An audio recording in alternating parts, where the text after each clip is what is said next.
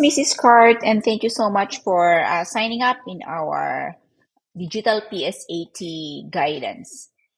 Okay, so welcome to the Masterpiece Academy. And as you all know, Masterpiece Academy is our new brand name. We are still Young Scholar Circle, and we just rebranded it for purposes of expanding in the future years.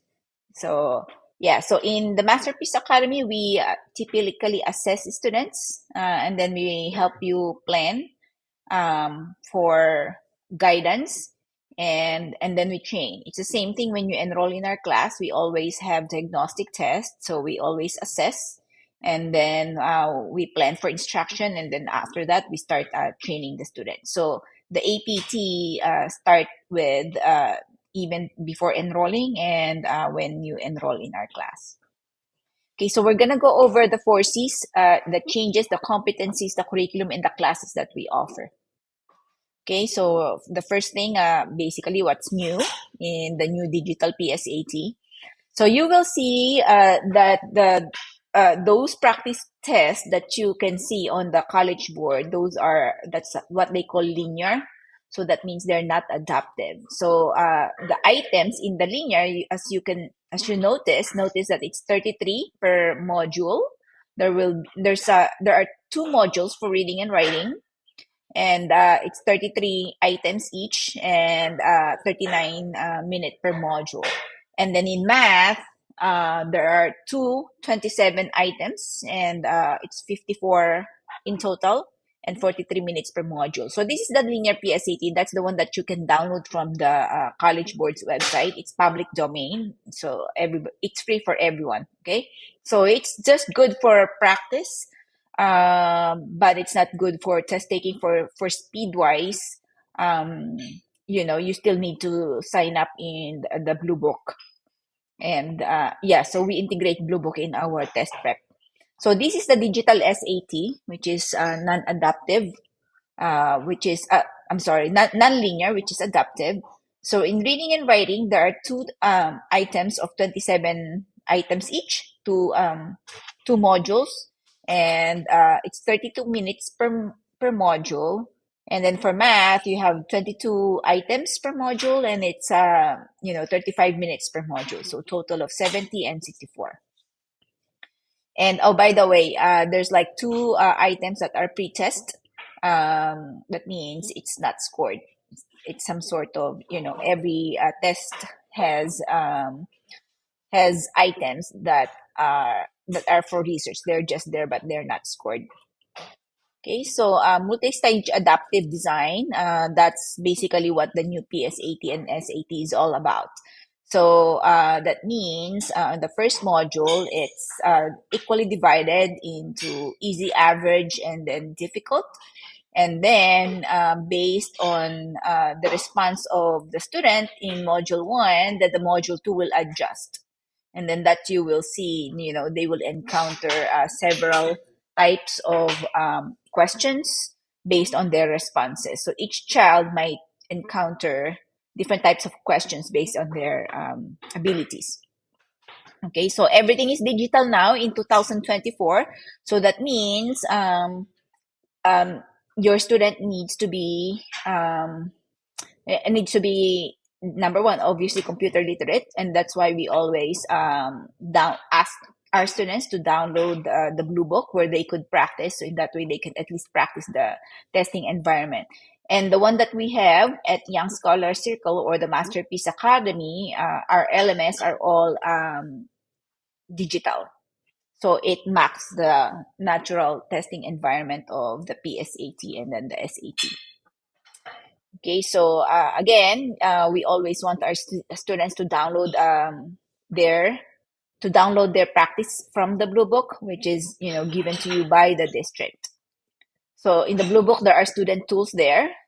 So that's the only thing, so in that way they can get familiar with the testing environment, and that's going to help a lot in terms of test taking skills and in terms of pacing and stamina. What we teach at the Masterpiece Academy is basically the content and the format, and of course these test taking skills, how to budget your time wisely and stuff like that.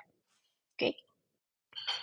So in the PSAT reading and writing, it's divided into it's multidisciplinary. So your student will encounter passages from these different disciplines like social studies and history, science, humanities, and literature. So the only difference between grades 8 and 9, 10, 11, and of course the SAT 12, it's basically the Lexile level. It has different levels of reading passages. So that's the only difference. But then in terms of the test structure and the test content, it's all the same. Okay, and we will discuss it further, especially in terms of scoring. You can still see the difference there. Okay, so from PSAT 8 to 9 all the way to SAT, your reading and writing contents are the same.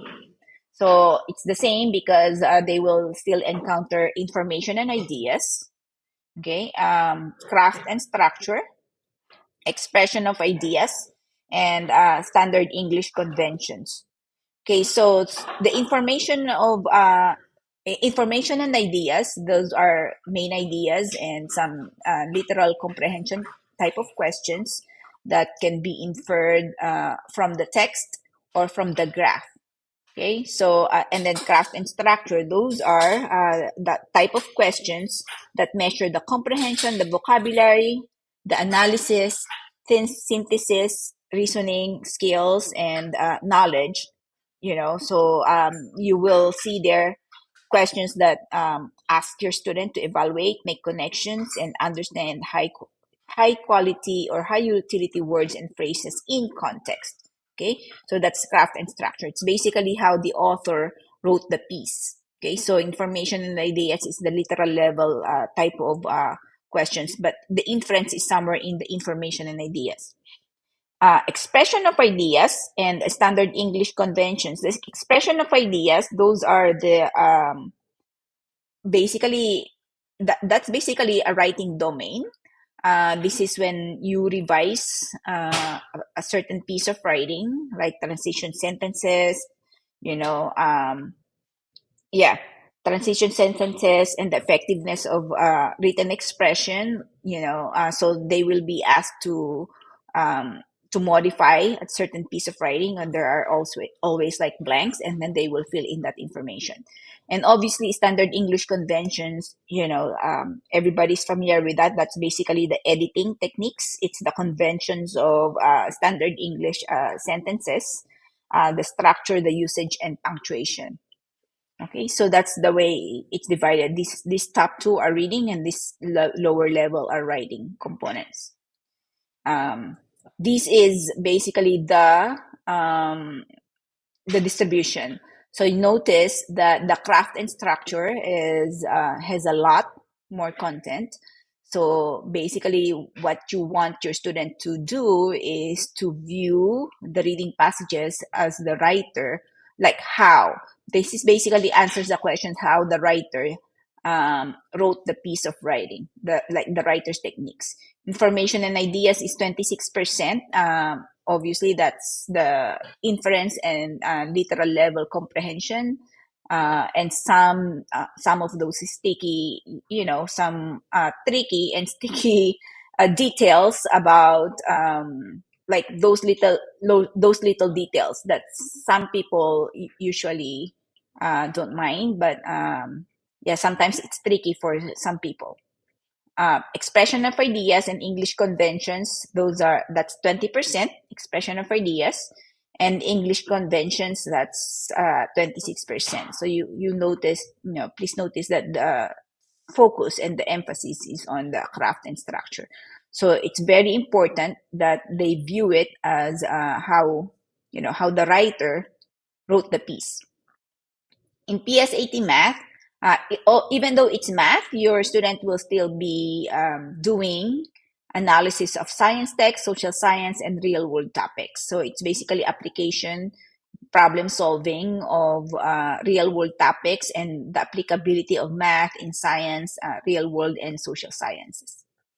And these are the categories of math. It doesn't have so much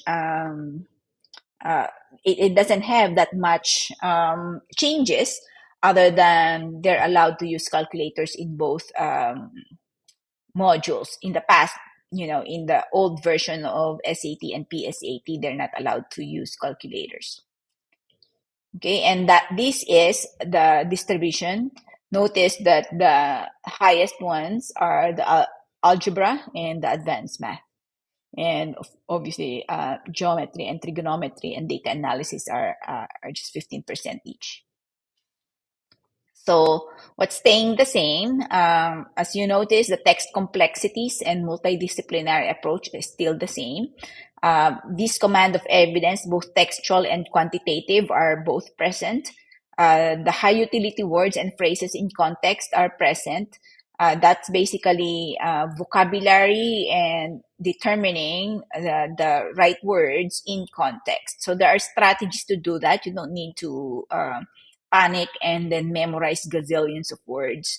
So it needs to be very strategic. So if you are looking for test prep, don't believe those test prep companies that gives you gazillions of text, because the text here in the new digital PSAT and SAT are the shorter versions, about 150 to 230 words. It's very short. So what it's needed, basically the demands that it needs from the student, it's basically strategic. If students know the strategies, they can just nail it down. Okay, and then the revising and editing, it's always there. I think no one can escape from writing, so it's always there. Okay, so what's staying the same for math? It's the college readiness, it's still multiple choice. There's always still the student produced response. And the math problems are still applicable within the context and out of context. Okay. So what's changing significantly? Shorter passages, just like what I said in the past. Calculators are allowed now, since they are all digital, so they are faster. You'll get the results faster, and it's much more secure. Okay, so we are different because we are curriculum developers and licensed educators. So that means we really analyze the College Board's testing content, and based on those practice tests that they released. And since we are curriculum developers, we are licensed educators. That's basically our career.